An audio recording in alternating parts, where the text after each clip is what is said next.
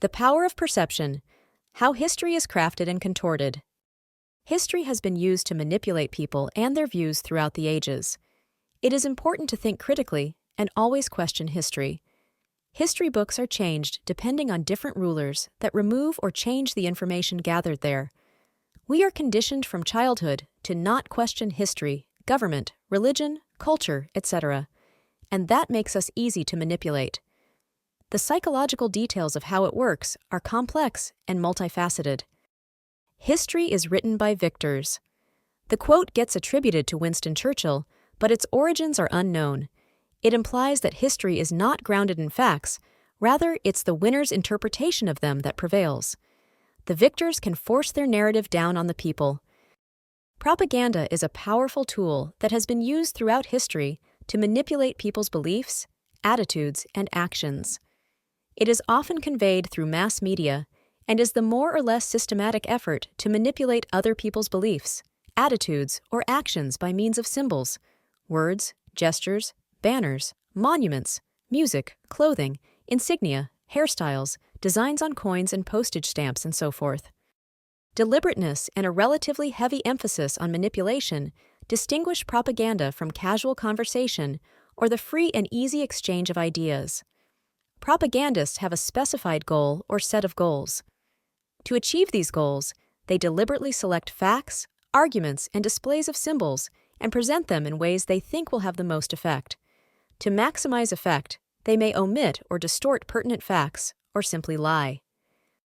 One way that history has been manipulated is through the use of soft power.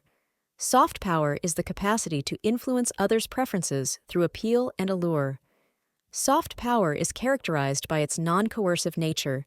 Its currency is culture, political beliefs, and foreign policies. Propaganda is a powerful tool used by governments and organizations to influence public perception and behavior. It often involves the manipulation of historical narratives to serve specific agendas. Recognizing propaganda, especially in historical contexts, is crucial for critical thinking and informed citizenship. 1.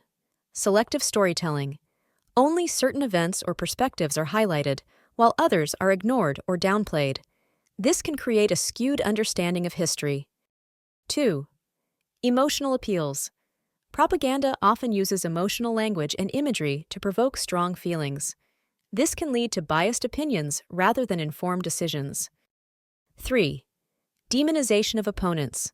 Those who disagree with the propagandist's viewpoint are often portrayed as villains or threats. This fosters division and hostility. 4. Simplification of complex issues. Complicated historical events are oversimplified into clear good versus evil narratives, which can mislead the public about the complexities involved. 5. Repetition of key messages. Repeating certain phrases or ideas reinforces them in the public consciousness, making them seem more credible or accepted. 6. Misleading statistics or facts. Data may be presented in a way that supports a particular narrative while omitting context, leading to misinterpretations. 7. Changing historical texts.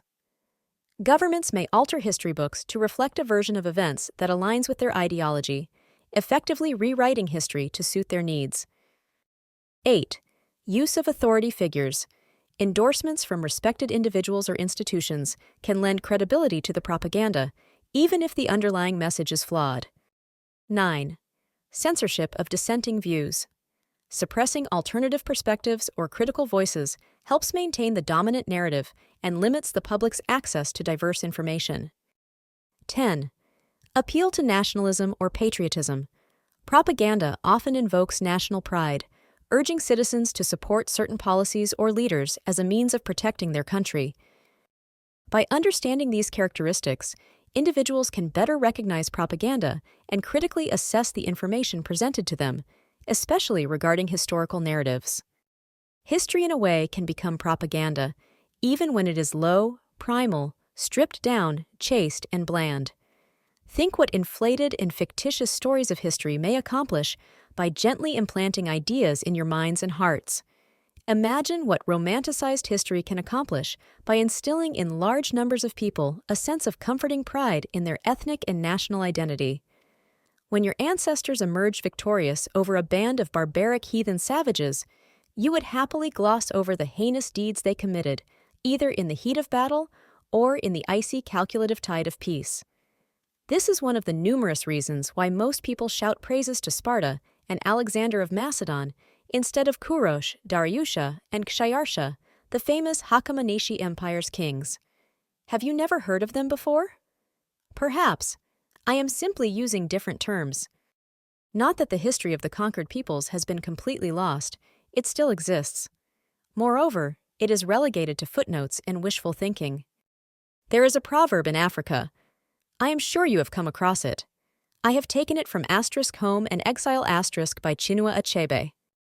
Until the lions create their own historian, only the hunter will be lauded in the account of the hunt. Romanticized history can instill in large numbers of people a sense of comforting pride in their ethnic and national identity. It is important to think critically about history because it can be used as a tool for manipulation. Not only history, but also religion and news. Just research for yourself how many times religious books had been rewritten and pieces of the text removed or changed depending on the people in power at that time. We must question everything we read or hear about history because it can be distorted by those who want to control our thoughts and actions. Very interesting book to read that is banned in some countries is The 48 Laws of Power by Robert Greene, 𝗣𝗲𝗍𝗐. Also, you can watch these documentaries, How to Become a Tyrant and How to Become a Cult Leader. It is true that someone else will write our history if we don't. If we were to write our own history, would we choose to be the villains? It's an interesting question to ponder. By Lena Kravitz. Knowledge is power.